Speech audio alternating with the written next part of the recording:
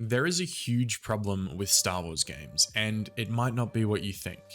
Ever since Disney took over the Star Wars license, we've had minimal Star Wars games produced and a good amount of projects scrapped. Games like 1313, Project Ragtag, and even an unannounced Darth Maul game. We also missed out on games that could have been, but were affected by the Star Wars game trilogy curse, with the OG Battlefront franchise never getting their third game, The Force Unleashed never fulfilling a trilogy, and even more recently, the new iteration of the Battlefront franchise falling short at 2 games also. So it begs the question, what needs to be done to see success with Star Wars games in the future? Well, we've already had a decent start to this, with Disney opening up the Star Wars license to everyone and allowing more projects to begin development in different studios around the world. On top of that, the recent success of Jedi Survivor felt like a step in the right direction, as many people, myself included, loved the sequel to Jedi Fallen Order. However, it does feel as though Jedi Survivor came and went in a flash, with the popularity only lasting like a month or two, as this is the story single-player game that we have seen, and this happens time and time again with these games. It's crazy to think it has now been over 6 months since the release of Jedi Survivor, and we are yet to receive any sliver of hope that there is another Star Wars game on the horizon. Now, while there is still hope for the future of Star Wars games, we seem to find ourselves in a bit of a lull or quiet period again, just waiting for some kind of announcement, hoping that something is coming. The only things we know right now is that Respawn is working on an FPS game, Star Wars Outlaws is on the way but still seems to be a fair way away, and for the scale of that game, I don't imagine it releasing inside the next 6 months. Star Wars Eclipse launched a trailer way too early, and even if it does make it to release, I see it being 2025 or later. And on top of that, Star Wars Hunters has been delayed like 300 times at this point? I know I'm exaggerating for dramatic effect, but that's what it feels like sometimes. We've known about Hunters forever and it keeps getting delayed time and time again. As a gamer and a Star Wars fan, it seems pretty simple the solution as to why Star Wars games are struggling. Anyone that has played both single player and the live service multiplayer games knows the difference in community and the hype for each.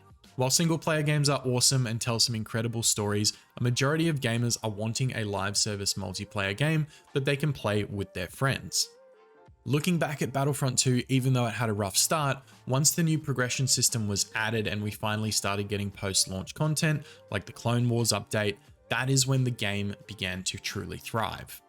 As a content creator for Battlefront 2, I watched the community have so much excitement when the game was set to release, to then fizzle out immediately, and only then after months of work being put in, a resurgence from the game awoke the entire community again, seeing Battlefront 2 jump back to insane player counts higher than ever before.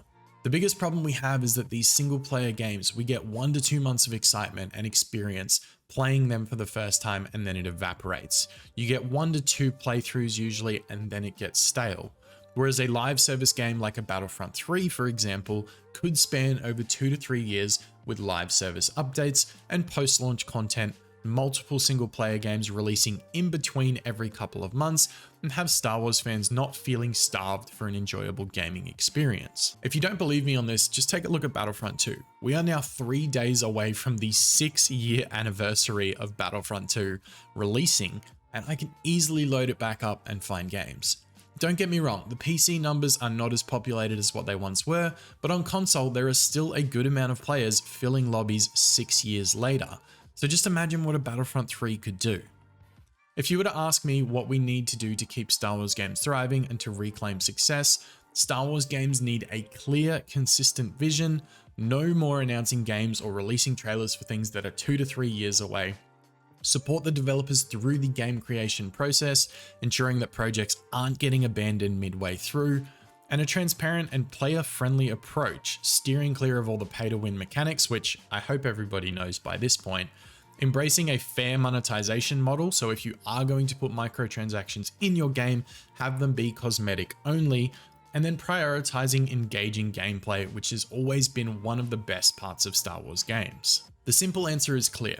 A live service multiplayer game with consistent updates to keep players going, and awesome story-driven single-player games in between will not only keep the Star Wars fans happy, but is literally a license to print money, which is I'm sure what Disney cares about the most. Now that I've made my point, let me know if you agree in the comments and send this to a friend who needs to see it as well.